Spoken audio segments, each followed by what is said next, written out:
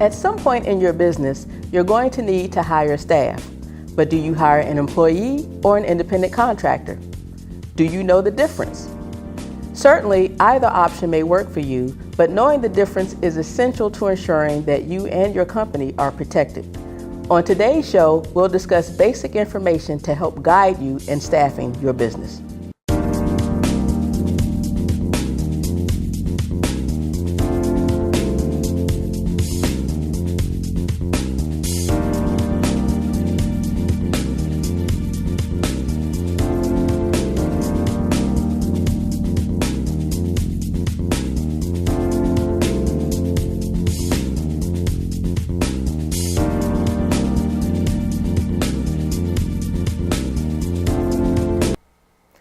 Welcome to C-Suite on Your Street, a show where we talk about what you need to know to start, run, and grow your small business. I'm LaTanya Howard, your host and owner of Howard Corporate Center right here in the city of Laurel. On this program, we speak with entrepreneurs and experts on a wide range of business topics. Our goal, to share resources, tips, and tricks to help you operate and think like a CEO, wherever you are on your entrepreneurial journey. Today's guest is Sandra Marley, President and CEO of Leota Professional Resources, LLC, a workforce management solutions company. Ms. Marley has been operating her business for nearly 10 years and provides support to companies and governmental agencies throughout the country. Today, Ms. Marley will share advice, insights, and best practices for staffing your business. Ms. Marley, welcome to the show. Thank you for inviting me. It's my pleasure to be here. Thank you so much for accepting our invitation. You've had a lot of success in your business, so I'm really looking forward to the advice that you're going to share with us today. But why don't we start by you telling us a little bit about yourself and your entrepreneurial experience? Okay, well, I hail from the UK, which is where I grew up and was educated. And I actually had my first business in the UK, which was a health and safety consultancy. Which came out of the fact that the European Union introduced a whole raft of health and safety legislation. And the company that I worked for at the time tasked me with reviewing the legislation and doing whatever we needed to do to put it into practice, which meant auditing all our processes, writing new policies and procedures, and then training and implementing the policies. So I did that for my organization, and they periodically would bring in a consultant just to look over everything. And when he looked at what I'd done in terms of the health and safety, he said, wow, this is great. I need to take some of this away and use it myself. So that got me thinking, and with it being totally new, I thought there may be other organizations who need the service, and we were a quasi-governmental agency, and so I had connections with other similar agencies in the area, and I reached out to many of them, and basically none of them had anything in place. So I was able to start my own company on the back of that, and starting the company was able to bring in 9 clients as a start to the business. Then 2 years after that, my husband was called to come to the US for a particular job. And so I had to let that go, came over here, and it was basically ground zero, because knowing no one, nothing, and nothing, not knowing anything about how everything worked in the US. And so I finally started working, and then I had an opportunity to work for a staffing company. And then after about 3 years, that company went bankrupt. And so that was my cue again, excuse me, to think, well, if they did it, I know I've done it once, I can do it again.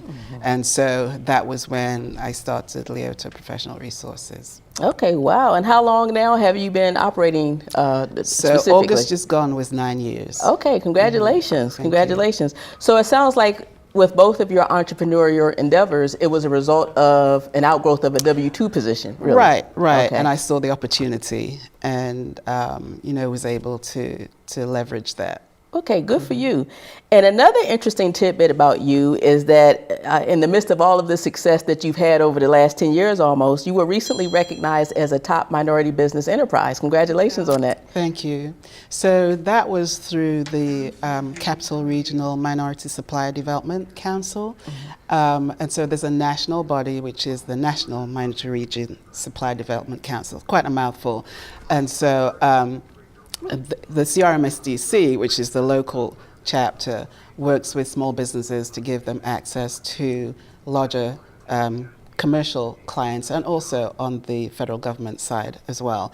And so annually they select their top minority companies, and we were blessed to be selected as one of those this year. So that was very exciting for us. Congratulations once again. I'm very excited for you. Thank you. Yes. So as I mentioned in the beginning, you own Leota as a workforce management solutions agency, and there are a number of terms, you know, staffing agency, talent management company, but in short, you help companies to staff their organizations in a number of different ways, which we'll talk about. Now, on the last episode of this show, we had someone come on and talk about the pros and cons of different business structures. And as part of that discussion, we touched on how whether or not you're going to hire staff can influence the structure that you're going to select. But what I want us to do today is take a deeper dive into what organizations and companies ought to consider when it comes to staffing their companies, because this is an area where businesses can get into a lot of trouble if they go down the wrong route. So as we start this discussion, tell us a little about the two broad categories of hiring that organizations can choose from, the employee or the independent contractor. Okay, so the employee as a W-2 contractor, or as a W-2 employee, or the independent contractor. So as a W-2, that employee is paid directly by you. You have to withhold all of their taxes. You may pay them benefits. You directly control everything that they do. So from the tasks that they do, when they do it, how they do it, you know, pretty tight supervision and control. And they work only for you. As an independent contractor, there is none of that control. Okay, right. You may bring in a 1099, we tend just to call them for short. You may bring them in to work on a particular project for, you know, a defined period of time. In terms of payment, they should invoice you. So you're paying them as another vendor. You don't withhold any kind of taxes for them. You don't pay them any kind of benefits.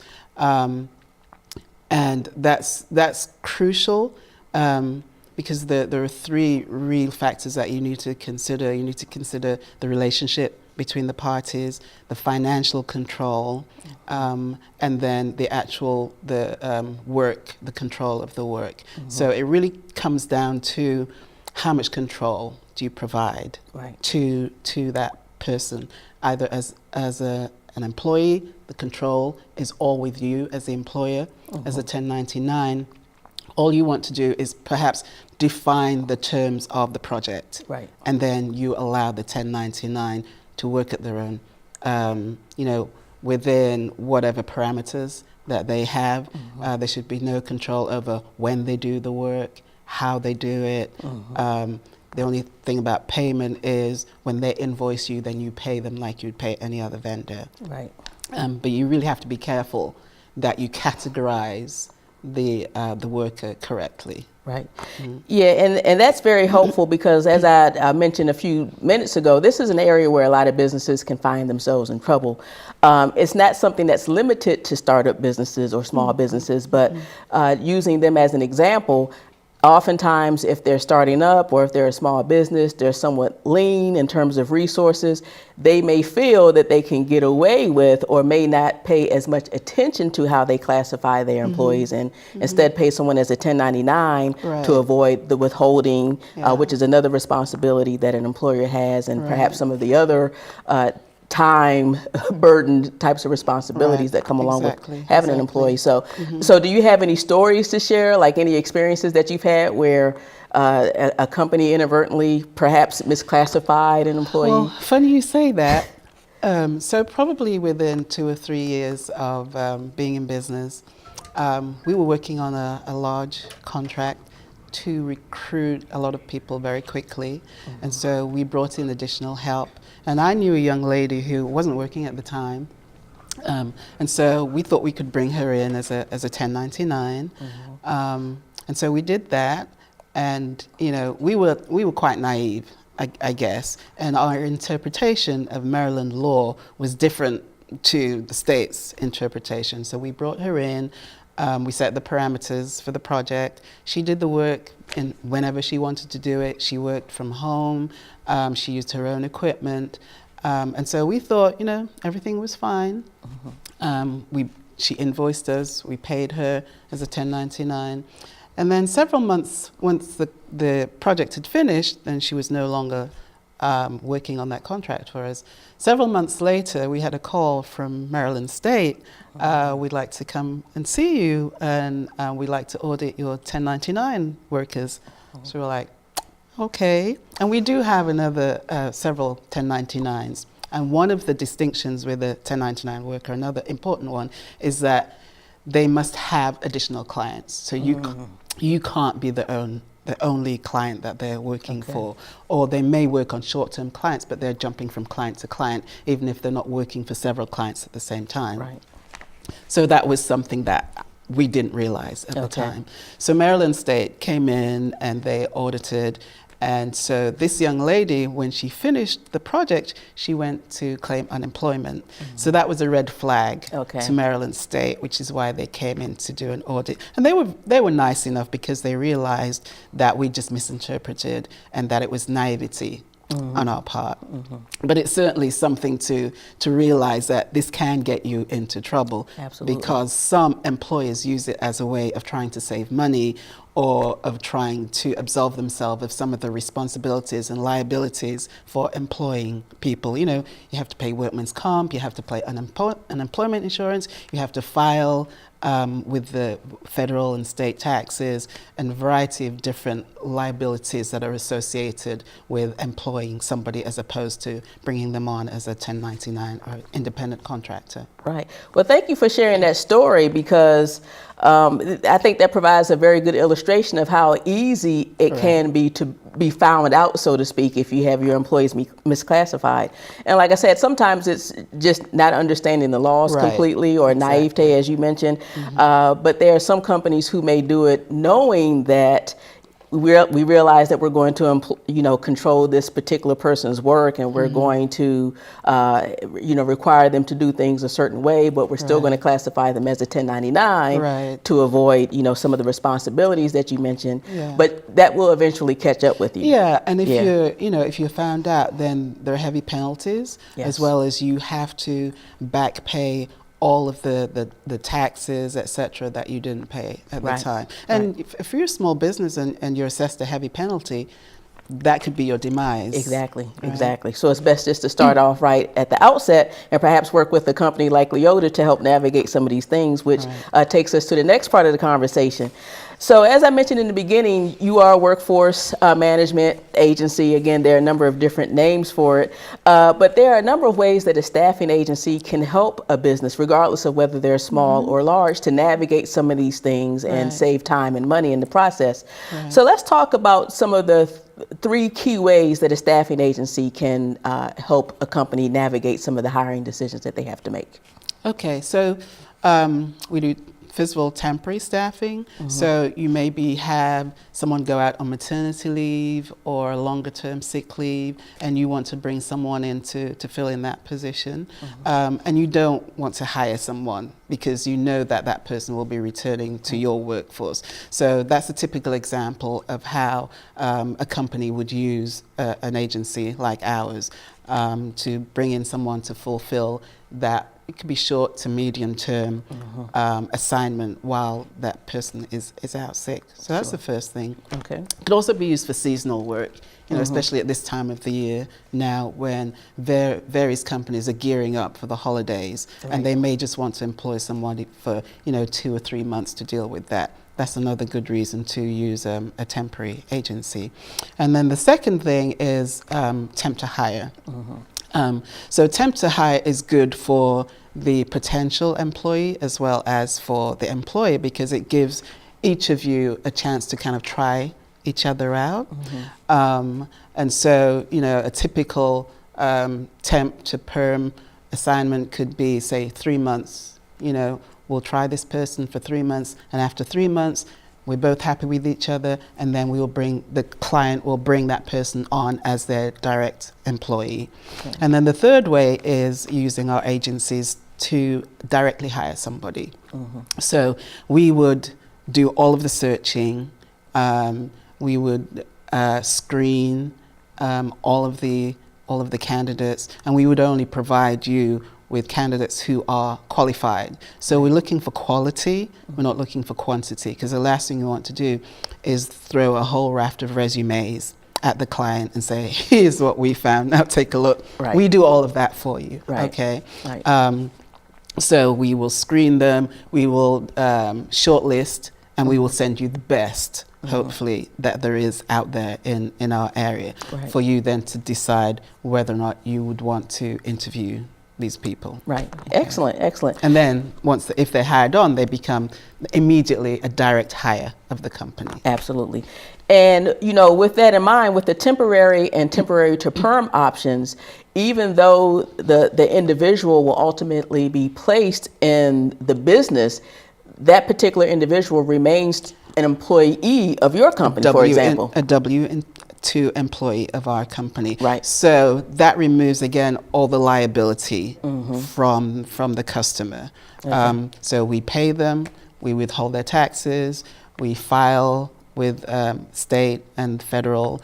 If there are any benefits involved, then we would pay the benefits. Okay. We make sure that we pay the unemployment insurance. So really all the company has to do is just oversee their work. Which saves not only a lot of time, for sure, but potentially additional dollars that can be reinvested elsewhere into the business as it's continuing to grow. Right. Saves a lot of time, and it allows the client to, you know, continue with their core business. Exactly. And many people don't realize how much effort goes into actually finding the right people, screening, how much time goes into, you know, we do interview, we call it screening, but we do interview every candidate before we will offer them to a client as someone that we think is suitable. Okay. You know, we have deep networks, we have deep databases of candidates who are actively looking and also passive candidates that we can reach out to. Right. So we save the customer a lot of time and resources, a lot of money as well, because we take all that away from them. Right, and that's a good point, because it does maybe seem on the surface that it's a relatively easy thing to do. It's like, all I have to do is just put a post on social media or somewhere else and the people will just come to me, but it's not like that at all. It's not like that at all. Yeah, yeah, very good.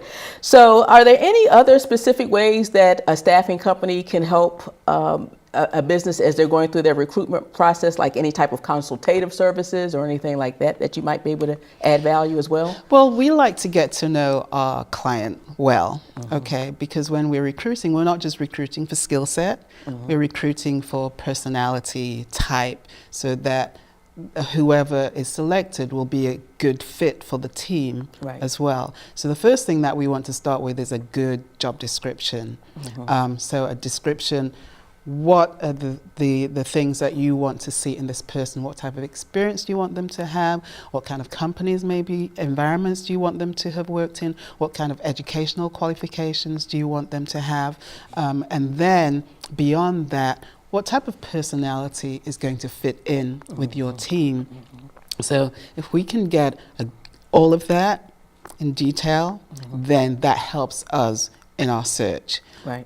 One of the most frustrating things is when the client doesn't give sufficient consideration to what they're actually looking for. So they'll send us a job description, and so we'll start to work on that, and we'll find some candidates that we think are great candidates, and we send to them, and then we get the feedback, no, that's not exactly what we're looking for. We're looking for someone who has this or who has that, but that was never indicated to us. So, you know, give a lot of thought and consideration to the job description before you send it out to the agency. That will save you time and money, also save the agency time and money. Right. And in that regard, something that an agency such as yours can help a company to do is really crystallize what it is that they want. And I've gone Exactly. through this myself, where I think I want something. I think I know the position title. I think I Exactly. know what I want the person to do in terms of outcomes and Right. outputs. But after working with a company, I realized, well, actually, I want something different than what Yeah. I initially thought. And that's where that consultative service can be of value. Right, to right. I mean, companies. even just the title of Right. the job, you know, you can title someone as an office manager or an operations manager. There's a difference there that people don't realize. Right. Okay. So and when we're searching using that title, if you like, that can be attractive or not, depending upon what the person is looking for. An operations manager gives a much broader scope for someone who probably Right. has a lot more experience in managing the operations of a business. An office manager may be more limiting. Right. So give consideration to the actual job title as well. Okay. And as you touched on before, when you're going through your process, you also get a sense of the culture of the organization. Right. Because it's not just about what those hard skills are, you know, can you type X words per minute, or do you know how to use this particular type of software? But you really get a sense of what type of soft skills are going to be needed, Right. which can be difficult for a small business to pick up on sometimes. Yeah, exactly. Yeah. So we do spend time getting to know the client and their environment so that we can better match to the job description and also the company environment and culture as well. Very good, very good. So one of the things we always like to do at the end of each show is to provide our viewers with 3 action items that are practical and that they can employ today. And you and I have talked about what 3 good action items might be out of this discussion.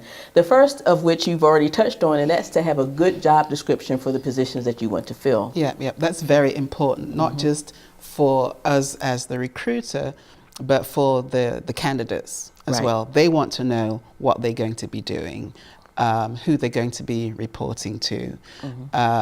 You know, what's the package Right. going to look like? What are the benefits? You know, holidays, vacations, etc.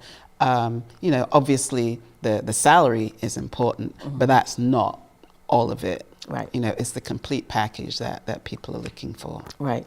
And having a good job description, obviously that's helpful, as you just mentioned, if a business has decided to work with an agency. But even if a company is going to take care of their hiring in-house, you still want to have that same clarity Absolutely. for the reasons you've just outlined. Absolutely. Okay. A good second action item will be, once you know what the job description is, you know, what is the appropriate classification? Is it the employee, the W-2, or the Right. independent contractor? Right, right. And as we said before, that's critical. Right. You know, if for a startup or a very small company, you may want to bring somebody on as an advisor, and that would be a 1099. So if that independent contractor is advising other businesses, then that's a legitimate 1099 contractor because they have their own business. You don't need to withhold anything for them. You don't pay them any benefits, and you're not their employer of record. And if you're audited, you have a contract in place which specifies that there is no employer-employee relationship and that they are a 1099 and they're an advisor to you. Even though they may be with you long term, they have other clients, you know, and we work with 1099 consultants or advisors on that basis as well. You know, personally for our company, we have 1099s who work as contractors on our clients for our clients, but we also have 1099 contractors who we work with as a vendor, as our advisors, but they also have other business clients that they work with. Okay, very good. And then the third action item is just to consider using an agency, a workforce management talent company, to help with the recruitment process. Right, absolutely. You don't need to spend that time away from your core business trying to find the right candidate for your business. You know, you have experts out there who, this is what we do, and we have all kinds of tools and networks to help us to do that.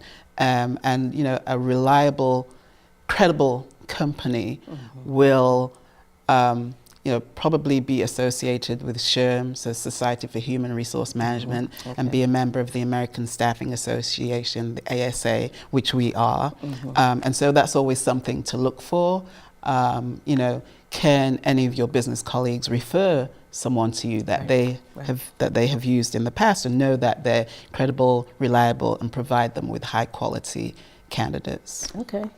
This has all been very helpful information, and I know you have helped our viewers to get on track or better on track to making sure that they're classifying their employees correctly and what resources are available to help them.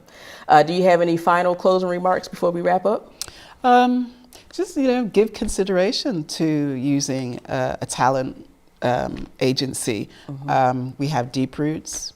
We have deep databases. We can often come up with great candidates very quickly to save time, money, and resources. So that allows then the client to get on with their core business.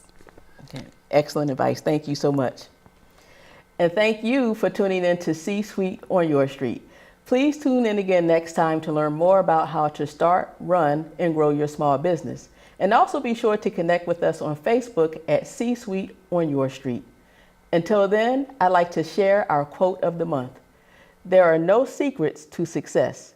It is the result of preparation, hard work, and learning from failure. Take care.